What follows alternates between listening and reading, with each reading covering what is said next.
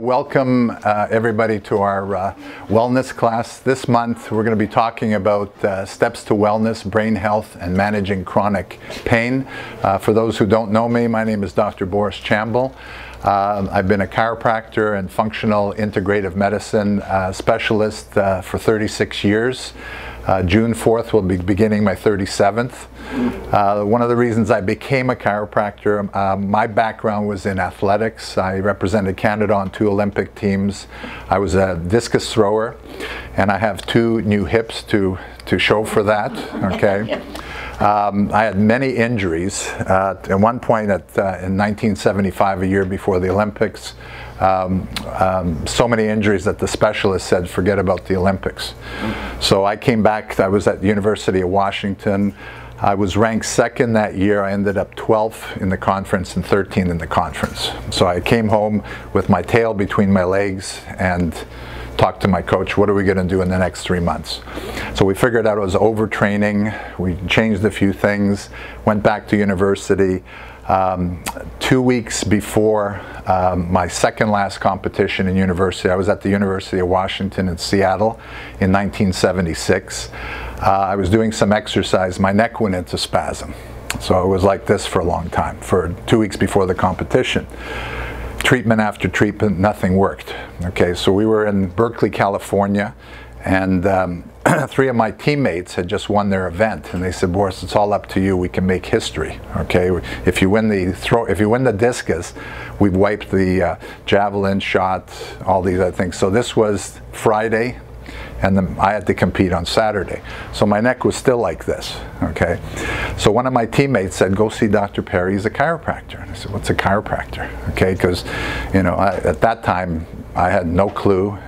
And so I'm waiting in front of the, there's a huge lineup, so all the athletes are lining up for Dr. Perry.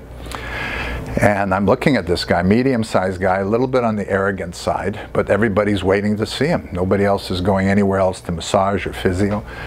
And he spent 5 minutes with me, did his magic. I ended up winning the competition on my last throw. Came up to him and said, what the heck did you do? I've been having therapy for 2 weeks. You spent 5 minutes with me. And he said, well, I'm a chiropractor. I go, what's a chiropractor? Well, true story. No, I had no clue. Ended up winning the NCAAs by about 4 inches. Came back to Canada. My mother was seeing a chiropractor in Toronto, so I started seeing hers. I didn't have any pain at the time, but I would go in and get some adjustments. But soon after that, I started throwing the discus.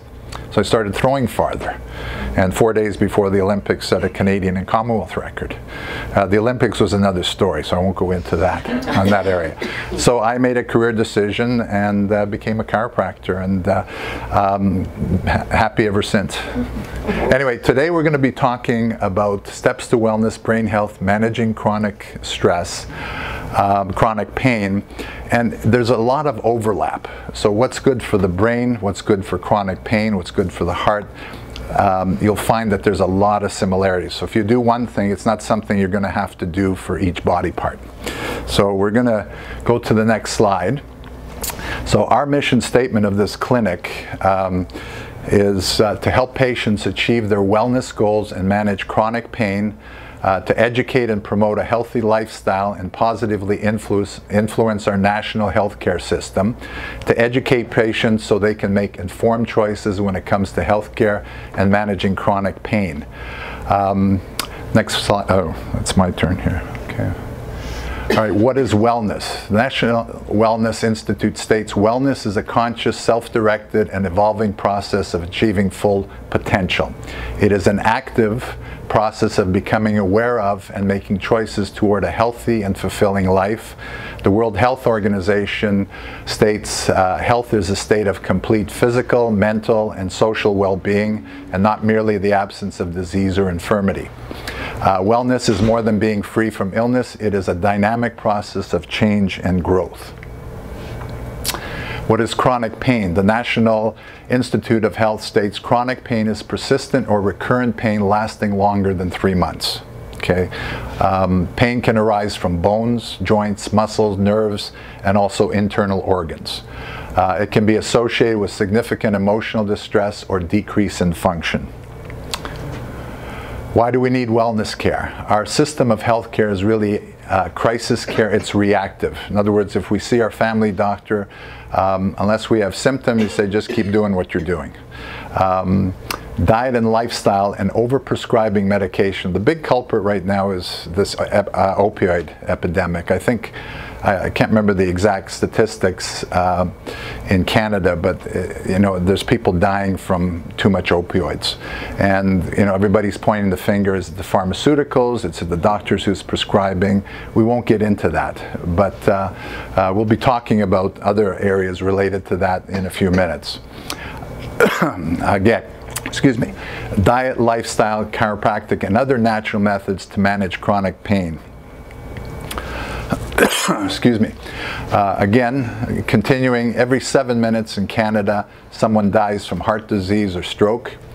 205 Canadians will die of cancer every day. 1 in every 6 Canadians live with arthritis. Over 65% of these individuals are under the age of 65. 1 in every 6 individuals live with chronic pain. Dementia and Alzheimer's disease is reaching an epidemic proportion in our aging population. These bar graphs are basically indicates full health. When things start to decrease in function, we may or may not have any symptoms. At this first stage, usually people start coming in here. When we x-ray, all of a sudden we see degenerative changes, but people said, well, it only happened 10 days ago. So again, what we're doing is trying to intercede before things become chronic, or if they are chronic, how to manage it without opioids, because they've caused so many other problems. Okay, the 7 interferences to wellness. Number 1, structural interferences. Subluxations are less than dislocations. There's another name for any joint that's not moving correctly. And our job is to evaluate the posture, the joints, and make sure that everything is moving properly. We'll be showing that certain things that we do in our office actually helps to not only take the inflammation and the pain away, but actually stimulates regeneration. There's just a recent article that Dr. Donsky passed on to me, is how acupuncture, laser, and what we do in terms of getting the joint moving properly actually stimulates chondrocytes and actually helps to stimulate healing much more effective. And they talk about stem cells. Now everybody's heard about stem cells. So there's something that's going on in terms of regeneration. You'll read some studies that say it is happening and some studies say it's not happening, but it's evolving. The other one is nutritional deficiencies, electrical pollution, that's Wi-Fi, some of this stuff that we don't see around us. Those of you who've been teachers, years ago there was an interesting area where certain schools were having problems with learning disabilities, and they found out all these electromagnetic. Some kids are more sensitive to it than others. Allergies and sensitivities. So right now we're starting the spring allergies right now. So I'm coughing, some people are coughing, that's allergies. They can affect your health as well. Emotions and stress, that's a biggie. Toxic levels we'll be talking about, and genetics. There's a whole branch now of healthcare that deals with epigenetics. In other words, years ago at this seminar, the doctors were asked to bring their blood, their hair analysis, and genetic testing. I have the gene for Parkinson's, but I didn't see it expressed in my mother or father. But that part of the brain that produces dopamine to evaluate the tremors also requires higher amounts of vitamin D. And people who have the gene were much more sensitive to pesticides. So it's kind of nice to know that, because then you want to obviously try to avoid certain things. And this is what this clinic and what we're all about, is prevention. Okay, and then next slide. Okay, the structural interference, vertebral subluxations. This is when one or more of the bones of your spine will move out of position, create pressure, or irritate spinal nerves. Now, it doesn't have to dislocate. It can only move a few millimeters, and it may create some tissue irritation which cause swelling, and the swelling will put pressure on those painful nerve endings. If the joints lock up, you'll see this is, sorry. You'll see this is the lower two vertebrae in the lower back. You have a disc right here. You have this vertebrae, which is the bony element, this peripheral nerve here, and then the spinal cord goes up and through here. You can see the space in here. That's fibrocartilaginous, and it's fluid filled, and the motion will actually stimulate regeneration. When there's more pressure on one side of the disc, it's like a jelly-filled donut. You bite on one side, it starts to bulge. If it's not corrected there, the body in its wisdom starts to lay down these calcium deposits to try to fuse the area. But if it fuses in the wrong position, it irritates the nerves. If it's not corrected in this area here, you have a term called spinal stenosis, which if we can't do anything with it, they actually surgically go in and they cut that area to create space for that particular nerve. Spinal stenosis is progressive degeneration, and it's important, just like we check our teeth, it's important to check our posture, our joints, to prevent that, because even after surgery there's no guarantee you won't have any permanent nerve damage in that area. Again, these subluxations or misalignments can happen in multiple joints: the jaw, the knee, the hip, elbow. Evidence indicates that spinal motion through chiropractic adjustments is important for cartilage regrowth and preventing arthritis. Now, 35 years ago I couldn't tell you that, but we're starting to see more and more evidence that it's so important to have the joints moving, because if they lock up, that's when they start to degenerate quicker. 1 in every 6 Canadians live with arthritis. Over 65% of these individuals are under 65. Arthritis Society of Canada predicts that within a generation there'll be a diagnosis of osteoarthritis in Canada every 60 seconds. Now, it's inevitable with aging that you're going to have some aches and pains. I mean, I started to notice that from age 64 to 66. But once you start moving, it feels better to move than to sit too long. Okay, so next slide. Again, with these spinal subluxations, again, the nervous system, its main function, the human nervous system, is to connect the brain to the limbs and organs, essentially serving as a communication relay going back and forth. A healthy nervous system is essential to optimal function. So the peripheral nerves and the central nervous system, we do a little bit of an analogy to the circuit board in your home. If the nerve is irritated or out of place, you'll find that the circuit breaker will break, and that part of the house, the lights will go off. So our job is to evaluate the spine, try to balance everything out so these things don't happen.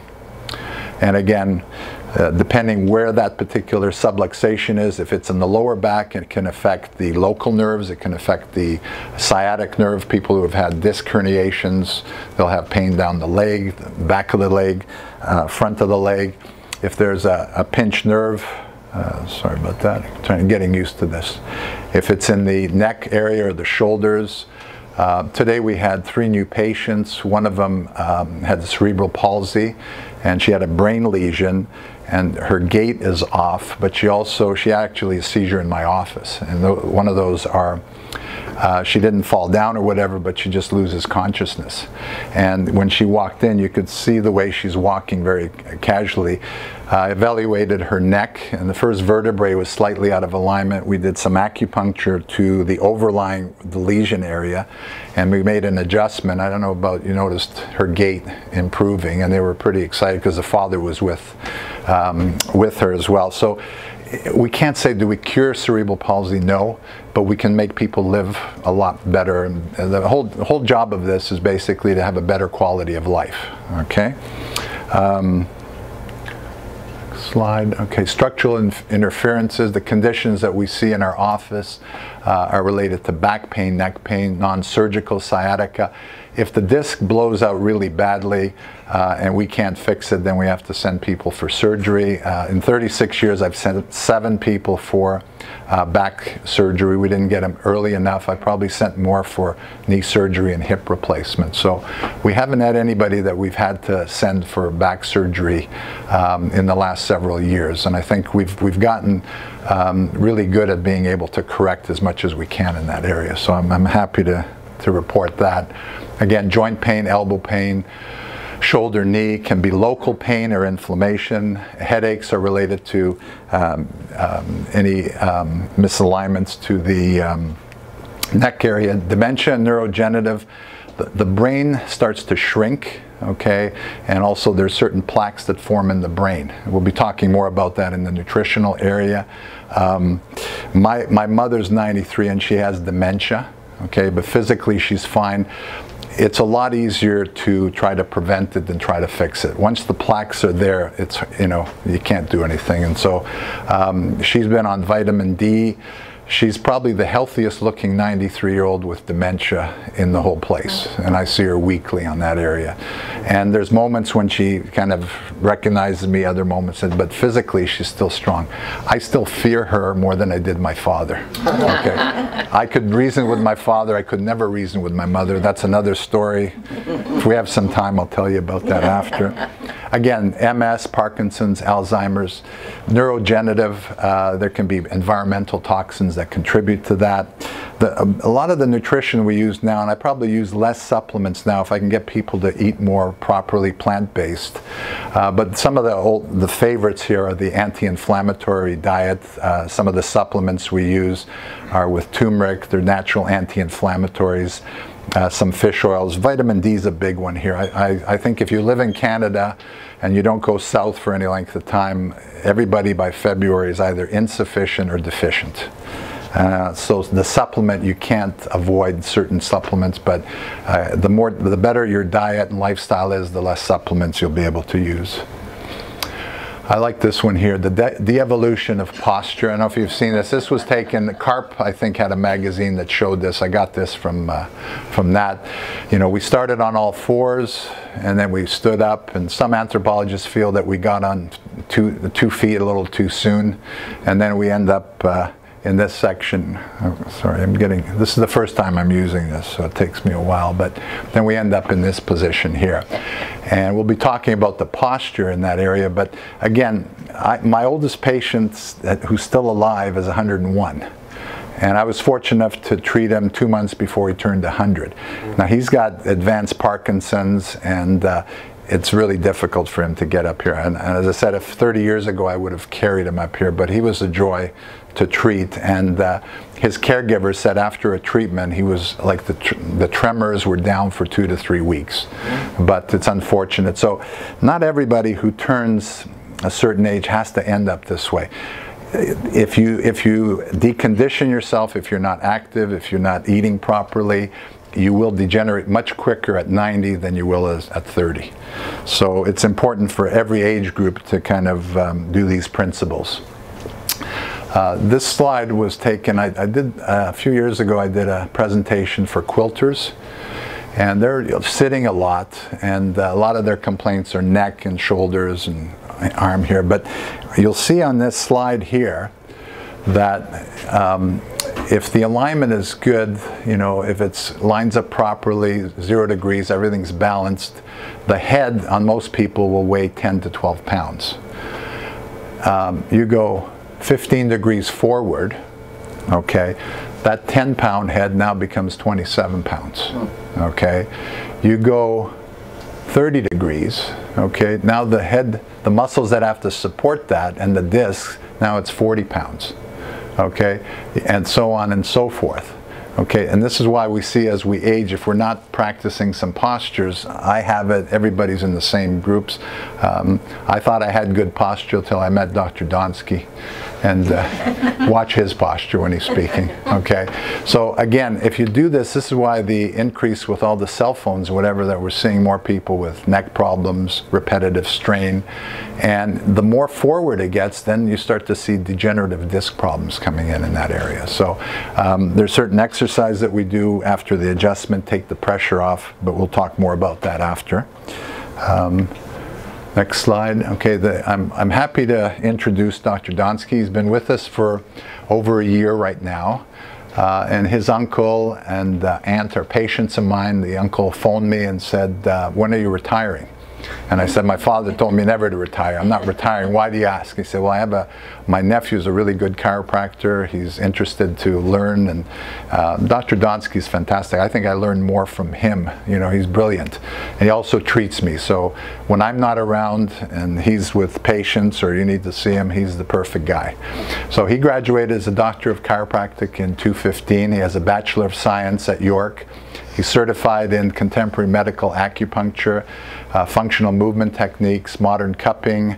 He's coached at level 1 in swimming, and he's a member of our association. So he's going to be talking a little more about chiropractic and, again, foot orthotics as well.